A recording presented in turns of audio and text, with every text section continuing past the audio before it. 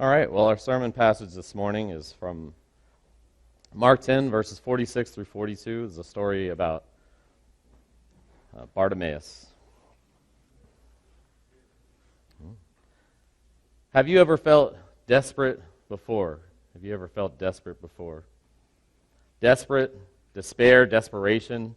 These are some of the words that are used to describe people who are in a situation or a circumstance that has left them with little to no hope left. Desperation can manifest itself in several different ways and affect our lives, different areas of our lives, physically, emotionally, mentally, relationally, financially, spiritually, of course, amongst other ways. Sometimes desperation is short-lived or short-term, and it may not be quite as dire or intense as maybe it feels in that moment, in the heat of the moment when it hits us. Some examples of this might be getting stuck in traffic, running late for an appointment or a meeting, and you really got somewhere you need to go. Your car breaks down on the side of the road, leaves you stranded. You suffer an unexpected injury or illness that has set you back from your plans. You get into a big argument that has fractured a relationship. Maybe you receive an unexpected bill or a fine that has set you back financially. Or maybe you just lose or misplace something valuable.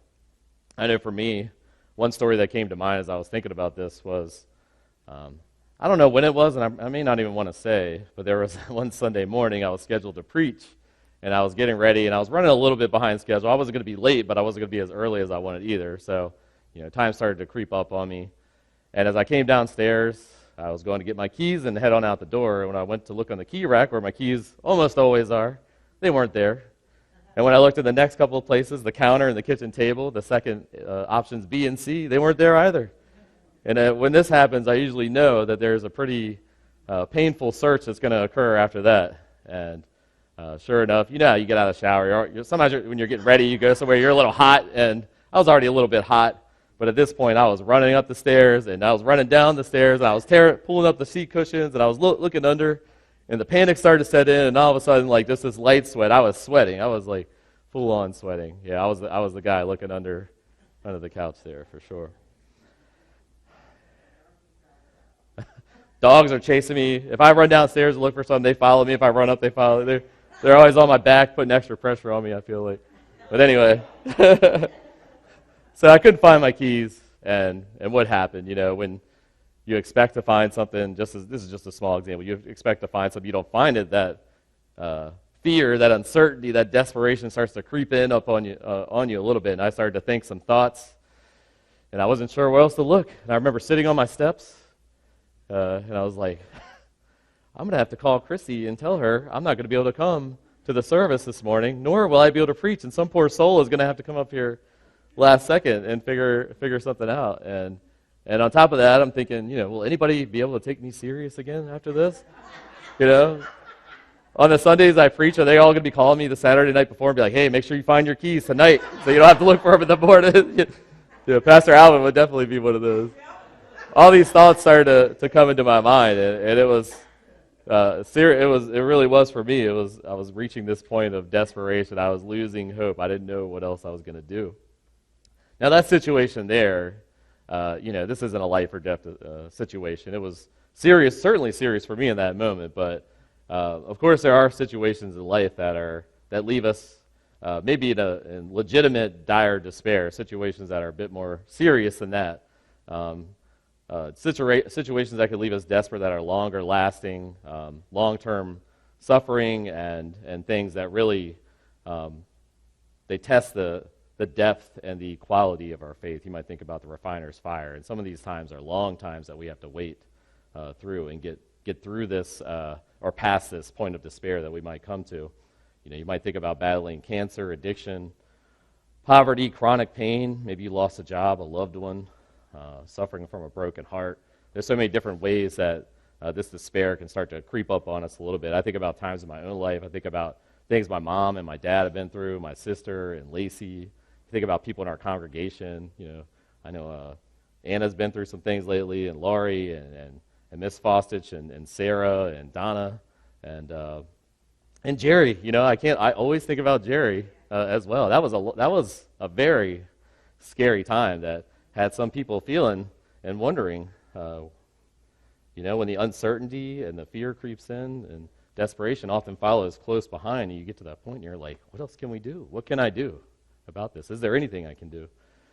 In our passage today, we're going to learn about a man, and some of you probably are familiar with this story, named Bartimaeus, a.k.a. Bart, a.k.a. Blind Bart, or a.k.a. Blind Bartimaeus, whatever. I may interchange some of these, so forgive me for calling them different things. But Bartimaeus, who, as Dr. Bowser might say, lived at this address. He lived at this place on a pretty regular basis, on the brink of despair, if not despair itself.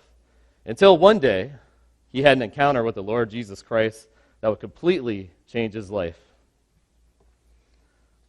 I'm going to read in verse 46 here. We're going to kind of work through this, unravel it a verse at a time, or a couple verses at a time. So our text of verse 46, we read, "Then they came to Jericho as Jesus and his disciples, together with a large crowd," other translations call it a great multitude, "were leaving the city.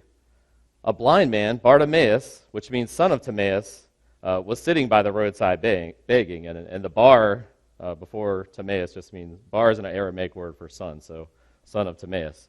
Bart was sitting on the side of the road begging.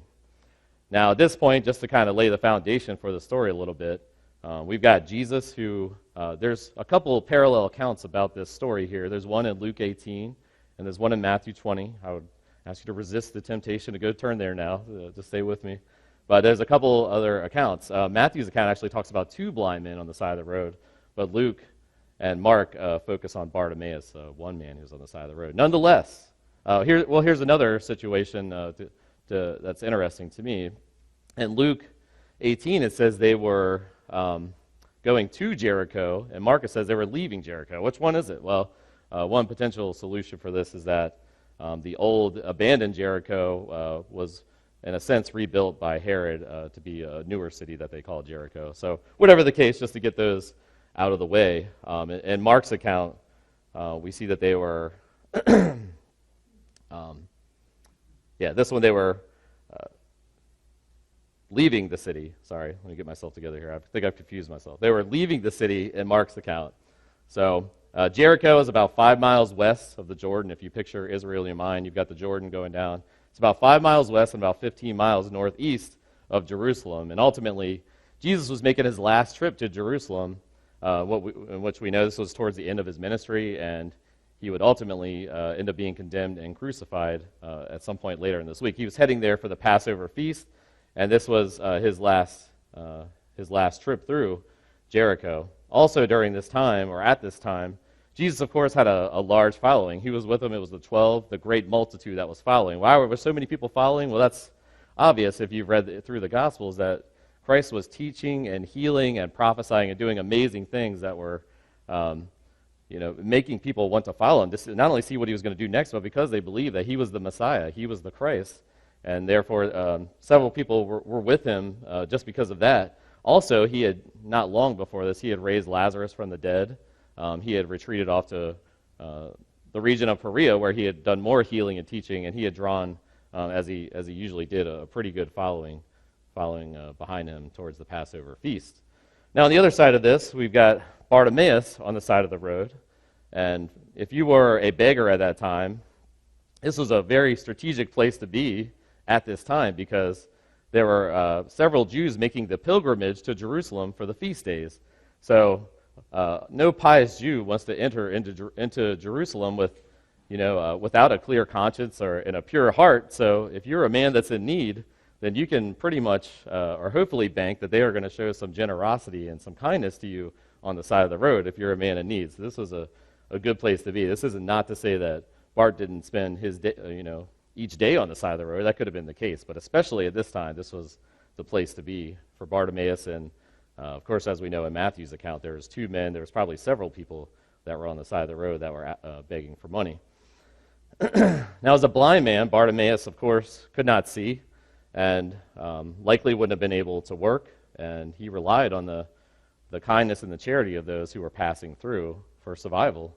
We talked a couple weeks ago about the lame man who was at the gate. A similar situation. These are people with dire circumstances who rely on the charity and the kindness of the people. Another thing that we could maybe that could maybe be assumed is that Bartimaeus didn't have any close friends or family to take care of him. Otherwise, I don't think he would have been on the side of the road begging in the first place.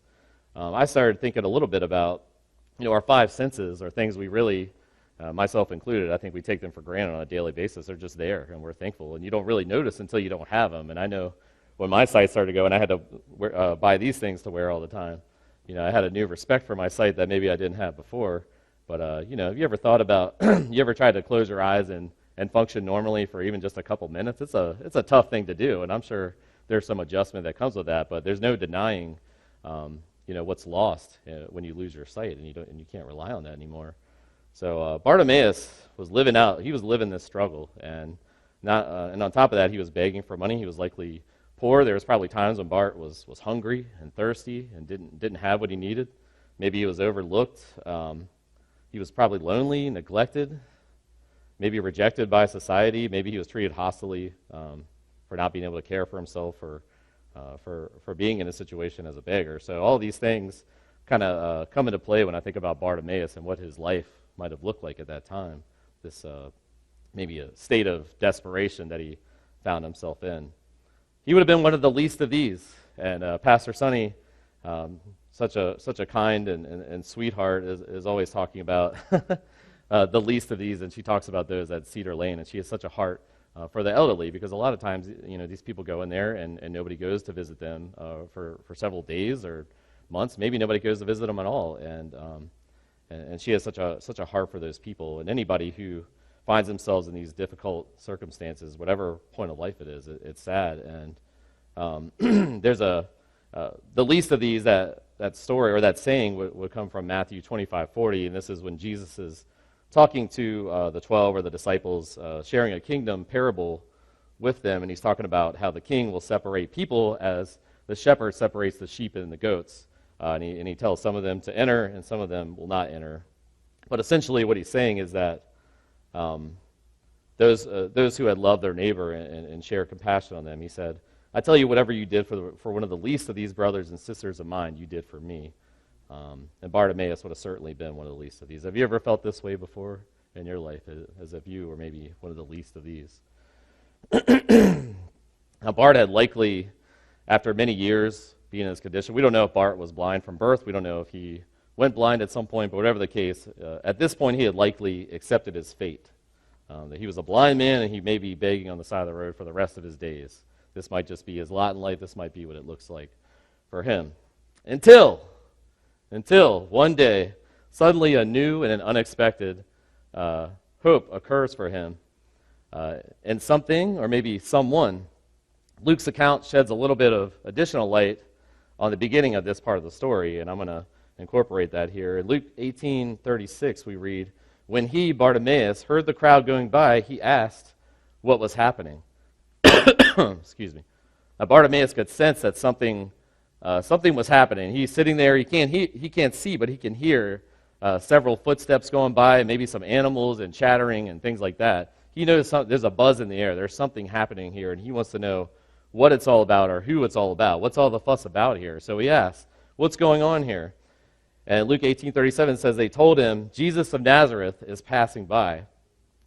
And I imagine Bart being like, come again? Did you just say what I think you said? Jesus of Nazareth is coming by. And Bart probably couldn't believe his ears at this point. And he of course, would have been instantly excited. A paradigm shift, Merriam-Webster defines as an important change that happens when the usual way of thinking about something, the usual way of thinking about doing something is replaced by a new and different way. And Bart's way of thinking immediately changed when he learned that Jesus was there amongst the crowd. And Bart instantly had hope. This was a moment when it all could change. Everything that he had been through up to this point, something different could be the result of this, and Bart knew it. And after many of the years that he had likely sat by the roadside, kind of having accepted his fate, today was different. And in this very moment, you could say the tide began to turn for Bart right here when he found out. He hadn't even talked to Jesus. He hadn't even said anything yet. He just knew that Jesus was there. And in that moment, hope came in and things began to change for him. A couple weeks ago, I talked about, sometimes we feel like it's just another day in paradise, and that's probably where Bart was before he heard that Jesus was there. How many of us have also had our hope restored by Christ when we least expected it? And that's where Bart's at this point in the passage. I always wondered, how did Bart know about Jesus? How did he know who he was? Of course, Jesus was famous, and word had probably gotten around. Had he listened to him, his teaching before? He obviously didn't see Jesus, but had Jesus passed through at some point, and maybe he heard him teach? Maybe he just heard other people talking about it. Maybe he heard from some other people who had also been healed and had their sight restored, like he wanted to. And he knew, hey, I know Jesus can do these things, and therefore he was excited to know that he was there. He was present among them. He knew that now was the time. This was his time to act. And Bart knew that being in earshot of Christ, there was this window of time, probably a very short window, when he might be able to get Jesus' attention. And he sold out in this moment and decided this was his moment to act and to do something about it. Verse 47, when he heard that it was Jesus of Nazareth, he began to shout, "Jesus, Son of David, have mercy on me." And whatever I just did there, you could probably multiply it times 100. And I think that is where, I don't want to blow your eardrums out, but I believe that's where Bartimaeus was on this morning. He was desperate for Jesus to stop and to address him. And he did it without hesitation. He didn't care about who could hear him. He didn't care about who was around. So he called Jesus, he also called him the Son of David, which is a messianic title, demonstrated that Bart also acknowledged and believed that Jesus was the Messiah. He was demonstrating some faith. Even though he was physically blind, he was demonstrating that he wasn't spiritually blind at this moment. Verse 48, we read, "Many rebuked him and told him to be quiet." So Bart is crying out for mercy, Son of David.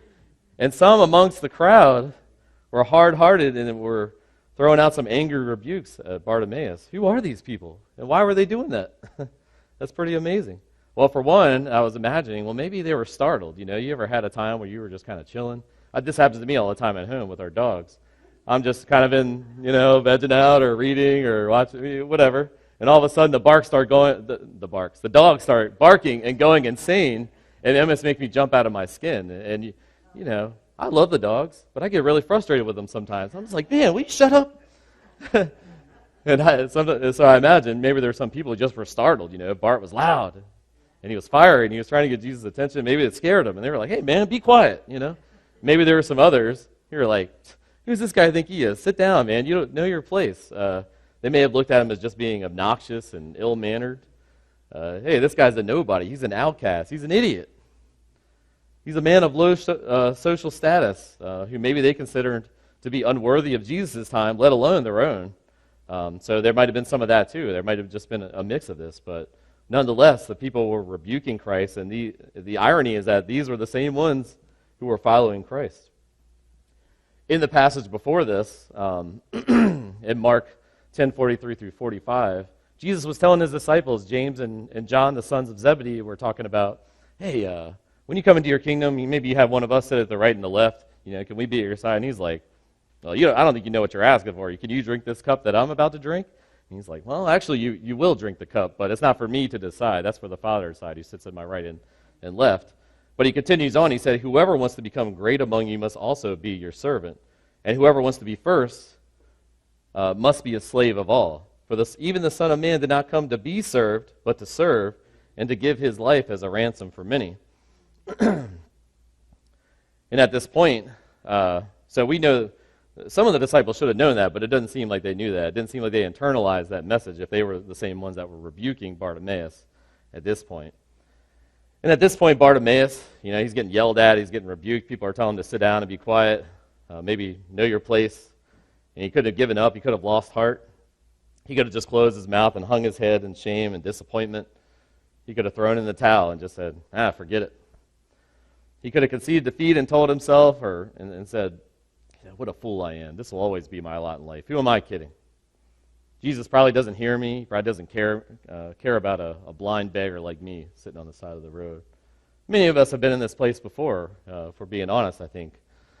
Maybe we can relate a little bit to what Bart is going through on this day in our passage. You ever felt like the one who's being rebuked in spite of your faith? Maybe You were on that side of the situation. Maybe you were the one who was rebuking somebody else who was trying to stay firm in their faith.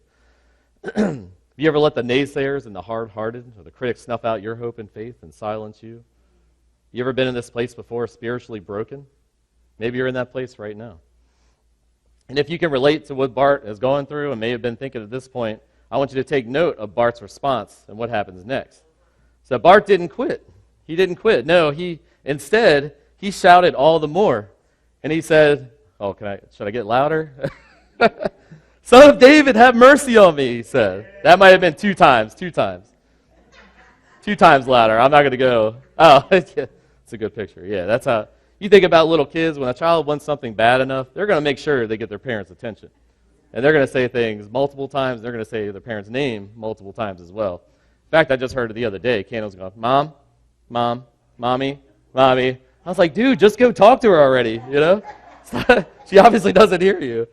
But kids are persistent. Why? Because they know that their parents are going to come through. Just as Bart knew that Jesus was the Messiah and was going to come through. He trusted that if he could get Jesus to stop and get his attention, that Jesus was going to heal him and give him what he desired, what he needed, what he was going to ask for. Jeremiah 32:7, God told Jeremiah in this verse, he said, I am the Lord, the God of all mankind. Is anything too hard for me?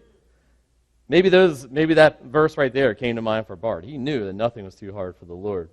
Nothing was going to stop him from trying his hardest on this day to get Jesus' attention.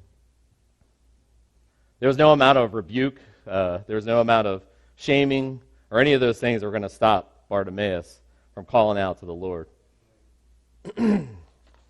But then, I don't know how long it was between when Bart cried out the second time and when Jesus responded, but there's this moment in between, and this is an important moment, I think, for all of us here that maybe gets lost in this story. It's that moment when we cry out to the Lord for the Lord's mercy, for the Lord's help, and then we have to wait for the response. And that could be an agonizing, anxious moment that we find ourselves in. It's a moment that could lead us into that place of fear and uncertainty, and leads us into asking, man, what if the Lord didn't hear me? What if the Lord doesn't care? What if the Lord doesn't know what I'm going through? And it could bring us into this place of desperation.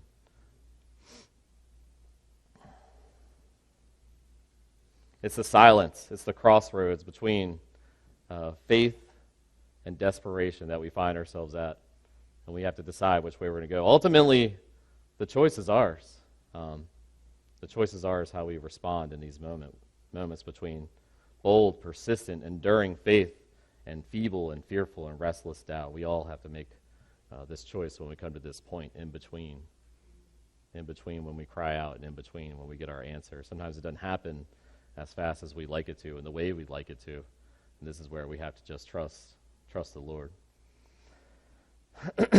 Some of us even have to come to this point each and every day, especially when that long-term suffering, those long-term struggles that we face. We have to come to this decision each and every day, each morning when we get up, and say, which word am I going to go down? But of course, in this story, we see it time and time again throughout the Gospels. We see it throughout all Scripture. Bold and persistent faith is rewarded. And for Bartimaeus, his faith was going to be rewarded on this day.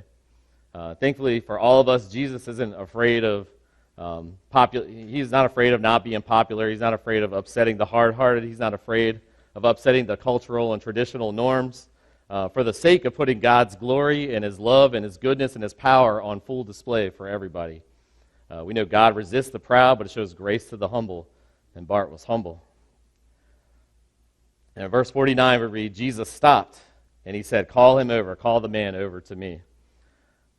Now, Jesus stopping and calling Bartimaeus over essentially rebuked the rebukers. And I don't think that's a word, but it's He rebuked those who were rebuking Bart. And Jesus' compassion essentially would have shamed the hard-hearted people who were telling Bart to be quiet, who were telling him to know his place. To say, hey, he don't have time for you. He's got bigger fish to fry today. Jesus shamed them by his compassion.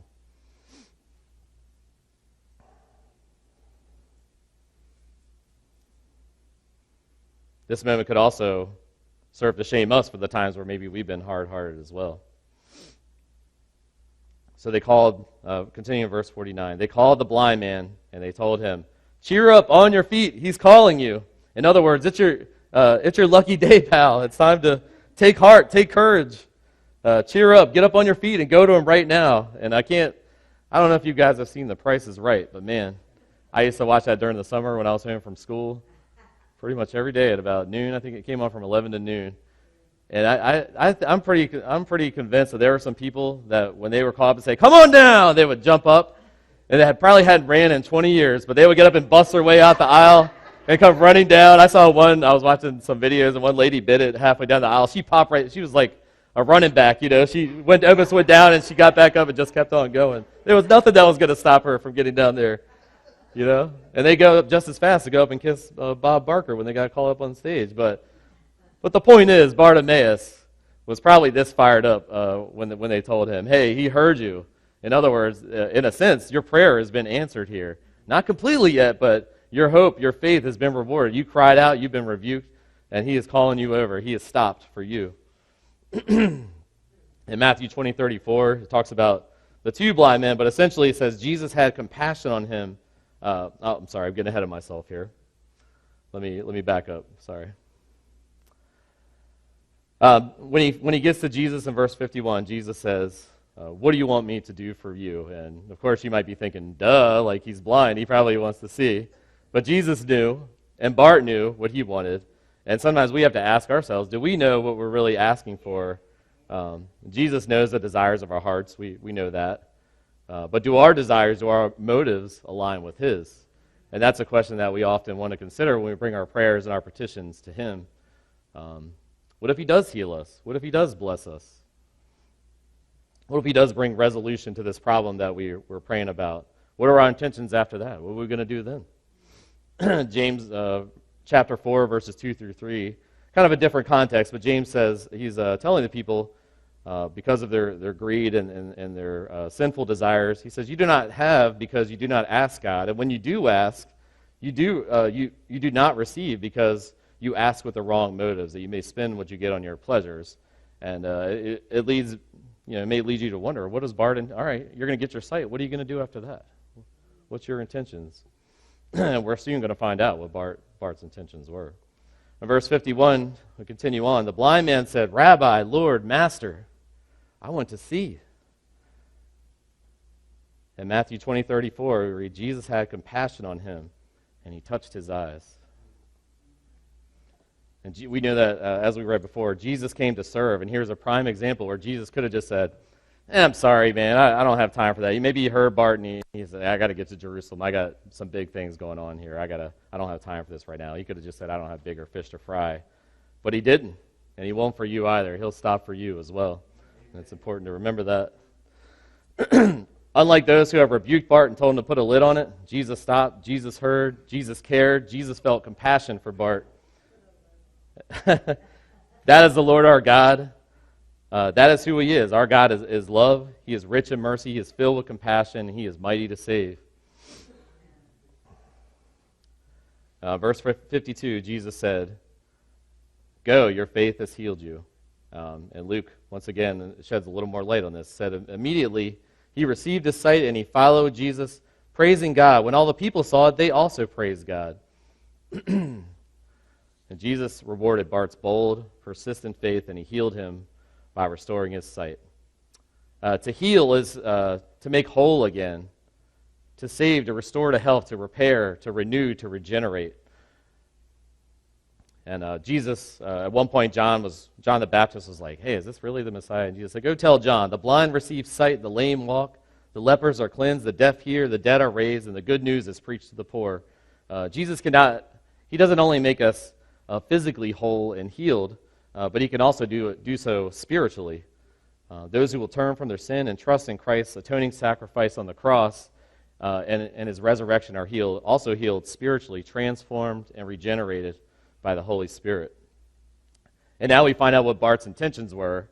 Did he just want to be healed and go on a sightseeing tour? Hey man, now I got my eyes. Let's go walk around and have some fun. Let's go visit my family. What was the first thing he did? He immediately followed Jesus, and I would assume He probably did so for the rest of his life. He was a follower of Christ at that point. And what did he do next? He praised God. He immediately began praising God. And all those who saw this miracle, probably even some of those who were telling him to be quiet, also were praising God. And they had repented as well. And that's an amazing thing right there. They all beheld Christ's compassion.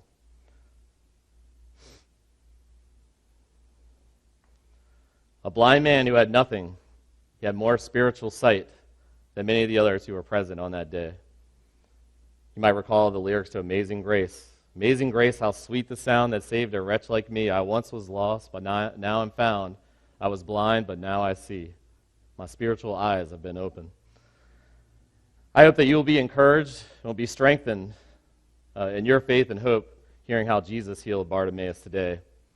Circumstances like the ones that Bart was suffering before Jesus came along, they put things in perspective. And you might think about my silly little story about losing my keys and be like, that's nothing, man. Big deal, right? These days when I get in trouble or when there's trouble around me, I found myself, the first thing I do, without even thinking, I just start going, Lord, Lord, please, Lord, please, Lord, please, Lord, in those anxious moments.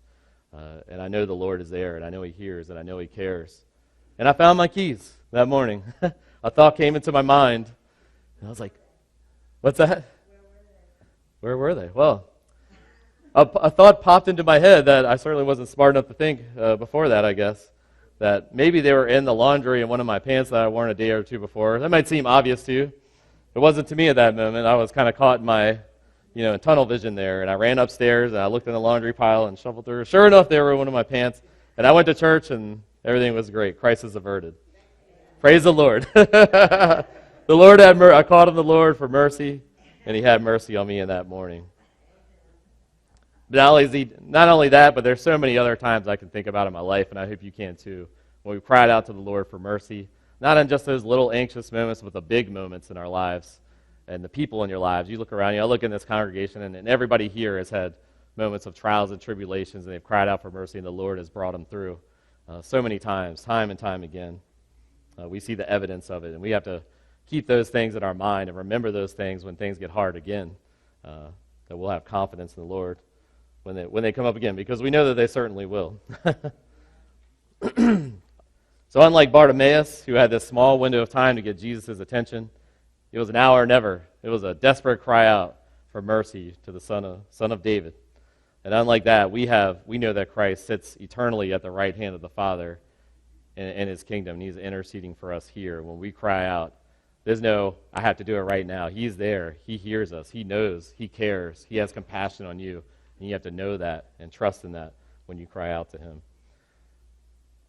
Hebrews 4:15, we read, "For we do not have a high priest who is unable to empathize with our weaknesses, but we have one who has been tempted in every way, just as we are, yet He did not sin." Of course, this is the context of sin and temptation, but nonetheless, Christ also understands our physical ailments and struggles that we go through in our daily lives. He understands. He's been through it. He can empathize with us. Peter says in 1 Peter 5:7, "Cast all your anxieties, your cares, your burdens upon Him, for He cares for you." We are called to lay these burdens at His feet. And let him work. Let Him work in our lives. We can't control how or when the Lord responds. We don't have control over that. That's up to Him. But what we can control is how we respond in those moments, and deciding who we are going to put our hope in and who we're going to trust in. There's a couple of sayings. Desperate times call for desperate measures. I'm sure we've all heard that. Of course, we know for Bart in that day, desperate measures. He was crying out. He was unashamed. He didn't care what anybody thought. Another saying, or quote, Franklin D. Roosevelt said, "When you reach the end of your rope, tie a knot in it and hang on." And I don't know what that knot is for some of you, but I know what my knot is. And our knot is, as Christians, is faith in our Lord Jesus Christ from now into eternity. He is what we hold on to when times get tough. Psalm 18 reads, "I love you, Lord, my strength. The Lord is my rock, my fortress, and my deliverer. My God is my rock in whom I take refuge, my shield and the horn of my salvation, my stronghold." What about you who are here today? Do you love the Lord today? Do you trust in Him? Is He your rock, fortress, and deliverer? Do you love the Lord today? Whom do you take refuge in? Is he your shield, your salvation, your stronghold? And when you stand at the crossroads between faith and doubt, which road will you choose?